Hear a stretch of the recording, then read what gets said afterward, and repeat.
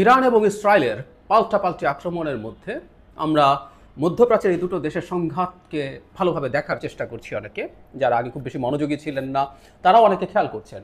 এবং অনিবার্যভাবে একটা আলোচনা আমাদের সামনে এসে হাজির হচ্ছে, ইরান কি একটা পারমাণবিক বোমা বানাতে চেয়েছিল বা চায়?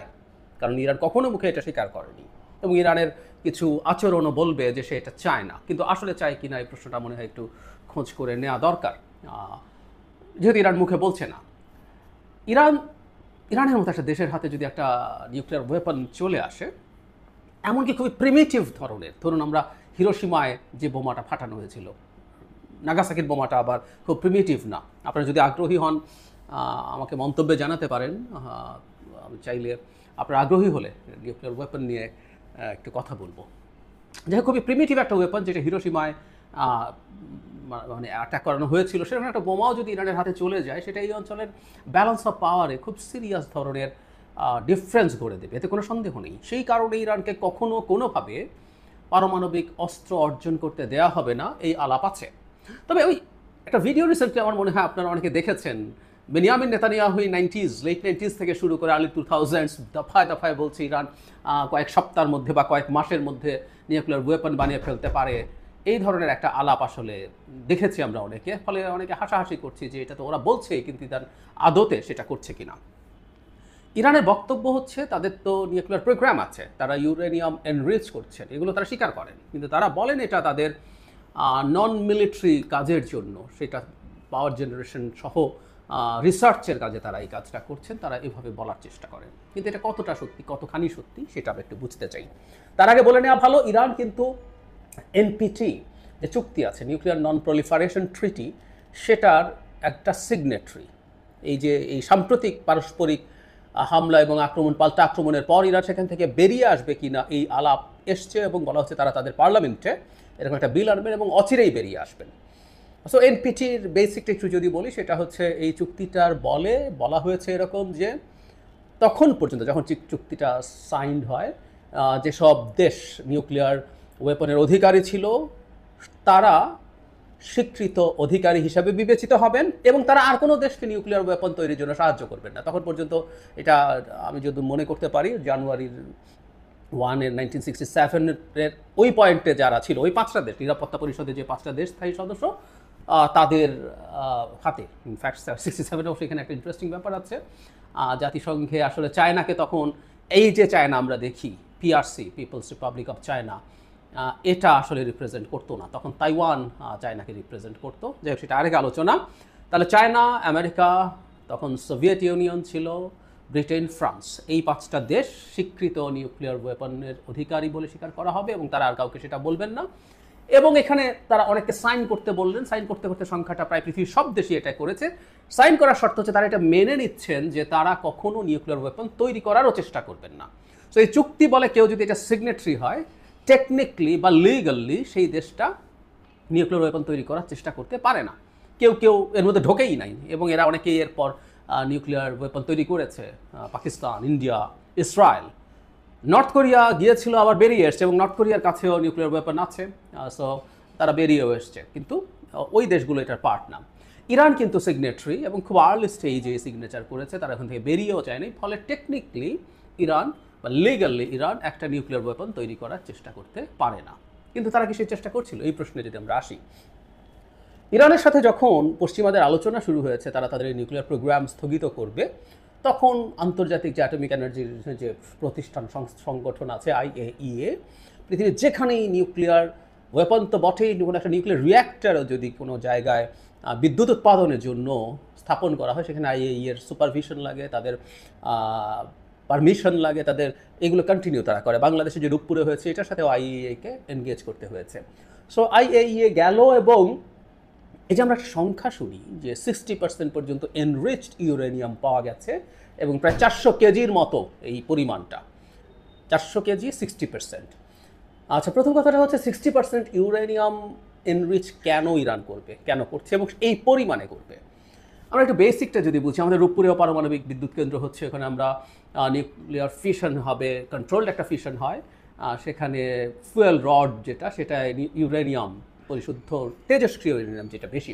ইউরেনিয়ামে দুটো আইসোটোপ পাওয়া যায়, এর মধ্যে U-235 মূলত ফিসাইল ম্যাটেরিয়াল হিসাবে কাজ করে। সো আমরা ব্যবহার করব, কিন্তু এটা কত পার্সেন্ট? ফুয়েল রডের মধ্যে দেখা যায় 3 to 5% ইউরেনিয়াম U-35 যদি থাকে, দ্যাটস এনাফ একটা নিউক্লিয়ার চেইন রিয়াকশন করানোর জন্য, যেটা বিদ্যুৎ উৎপাদন করবে। এটা নিউক্লিয়ার বোমা কখনো হবে না।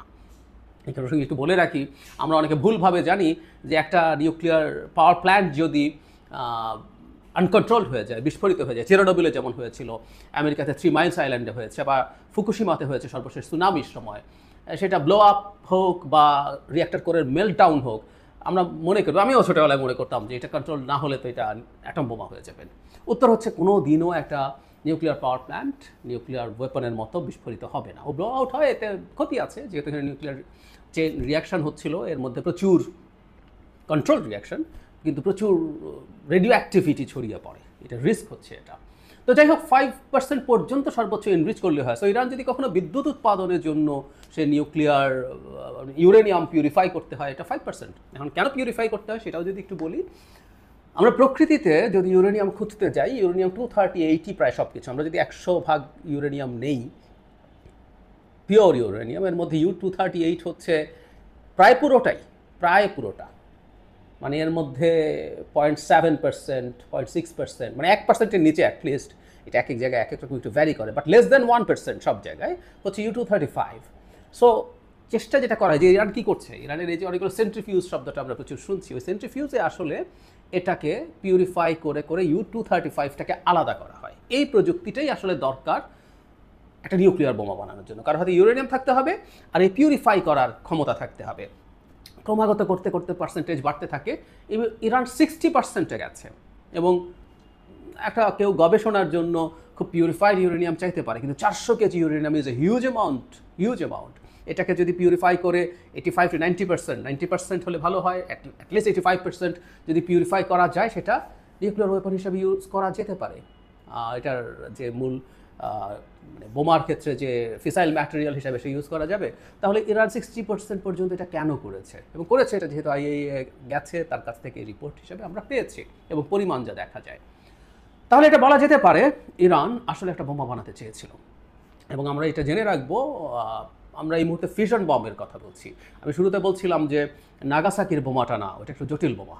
ওটা আসলে ইউরেনিয়াম, ওটার ফিসাইল ম্যাটেরিয়াল ছিল না, ওটার ফিসাইল ম্যাটেরিয়াল ছিল প্লুটোনিয়াম পাওয়া তুলনামূলকভাবে সহজ। আবারও বলছি, আপনাদের আগ্রহ হলে আমি হয়তো নিউক্লিয়ার ওয়েপন নিয়ে একটা, বিশেষ করে অন্তত ফিশন বম্ব নিয়ে, নিউক্লিয়ার ওয়েপন 2 রকম, ফিশন বম্ব এবং ফিশন ফিউশন থার্মোনিউক্লিয়ার বম্ব, যেগুলোকে আমরা সহজ ভাষায় হাইড্রোজেন বম্ব বলি, আলাপ করব। কিন্তু প্লুটোনিয়াম 239 পাওয়া তুলনামূলকভাবে অনেক সহজ। নিউক্লিয়ার রিঅ্যাক্টরে ইউরেনিয়াম 238 কনভার্টেড হয়ে 239 তৈরি হয়, সেটা ঠিক আছে, সহজে পাওয়া যায়। কিন্তু এটার বোমার ডিজাইনটা ইমপ্লোশন বম্ব বলে, ইমপ্লোশন ডিজাইন বলে, it's a very tough one, এবং এটা হয়তো কঠিন হবে তুলনামূলকভাবে।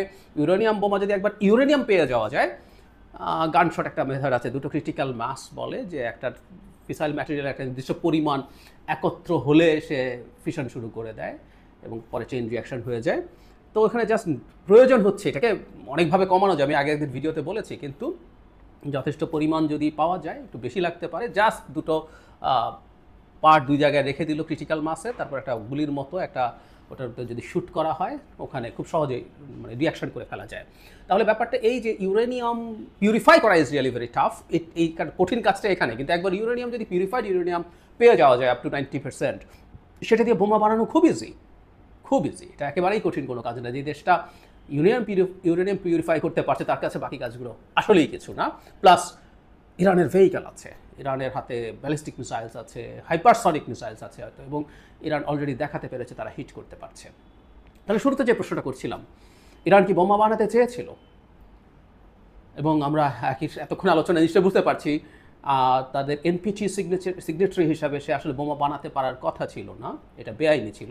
অবশ্যই এই ক্ষেত্রে আমাদের মনে রাখতে হবে, ইসরায়েলও বোমা বানাচ্ছে, তবে ইসরায়েল কিন্তু এনপিটির সিগনেচারি না। ইসরায়েলের বোমা আছে, এবং ইসরায়েলের বোমা নিয়ে কেউ আলাপও করছে না।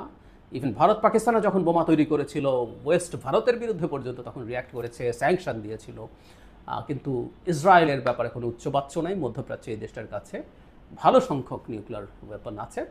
তো যাই হোক, যেটা বলছিলাম, ইরান 60% যখন ইউরেনিয়াম পিউরিফাই করেছে, সেটা দেখে মনে হয় ইরান আসলেই একটা বোমা বানাতে যাচ্ছিল বা গেছে বা এখন সেই পথে আছে। সেই কারণেই এখন ইরান আসলে প্রবলেমে পরিণত হয়েছে। এটা হলো মোদ্দা কথা। এবং আমরা যেটুকু ধারণা করতে পারি ভালো কি খারাপ, যৌক্তিক কি অযৌক্তিক, সেটা পরের আলোচনা। ইসরায়েল এবং ওয়েস্ট মিলে ইরানকে কোনোভাবে একটা বোমা পেতে দেবে না। এবং সবচেয়ে বিশাল ব্যাপার যেটা হচ্ছে, ইরান তার নিজস্ব প্রযুক্তিতে নিজস্ব বিজ্ঞানীদেরকে দিয়ে এই কাজটা করেছে। শুধু নিউক্লিয়ার ওয়েপন না, তার ব্যালিস্টিক মিসাইলের যে টেকনোলজি, তার ড্রোন টেকনোলজি। আমরা প্রায় বলি যে যে ধরনের শাসন ব্যবস্থা আছে, ধরনের শাসন ব্যবস্থায় অনেক কিছুই ঠিকঠাক মতো হয় না। ইরান আরও অনেক বিকশিত হতে পারতো যদি একটা গণতান্ত্রিক ইরান থাকতো। পার্সিয়াল সিভিলাইজেশন, হাজার হাজার বছরের সিভিলাইজেশন। সো এই অপারেশনের পরও দেখা যাচ্ছে তারা এখনও তাদের সেই সিভিলাইজেশনের সাইন রাখছে। বটম লাইন, আমি মনে করি ইরান মুখে যেটা বলে যে তারা নিউক্লিয়ার ওয়েপন তৈরি করতে যায়নি, তারা শান্তিপূর্ণ কাজে এবং রিসার্চের কাজে ইউরেনিয়াম পিউরিফাই করছে, এটা সঠিক না। মানে আপনি খুবই হাই গ্রেড ইউরেনিয়াম, যদি খুবই পিউরিফাইড ইউরেনিয়াম যদি রিসার্চের কাজে প্রয়োজন হয়, সেটা 400 কেজি বানিয়ে ফেলার কোনো প্রয়োজন আসলে নেই। ইরান অনেক দেশের মতোই বোমা পেতে চেয়েছিল, এই বোমাটা তাকে সিকিওর করতে পারতো, এবং সেটা সম্ভবত হচ্ছে না, সম্ভবত হবে না। এটার জন্য যতটুকু যাওয়া প্রয়োজন সম্ভবত ইসরায়েল এবং ওয়েস্ট ততটুকুই যাবে। মুসলিম দেশের কাছে এবং বেয়ারা দেশ যে ইসরায়েলের অস্তিত্ব স্বীকার করে না, ইসরায়েলের ধ্বংস হওয়া উচিত বলে মনে করে, সেরকম একটা দেশের কাছে বোমা যেতে পারে না। আবারও তাহলে বটম লাইন, ইরান বোমা বানাতে চেয়েছিল এবং সেটা পারবে না, এটা প্রায় পুরোপুরি নিশ্চিত।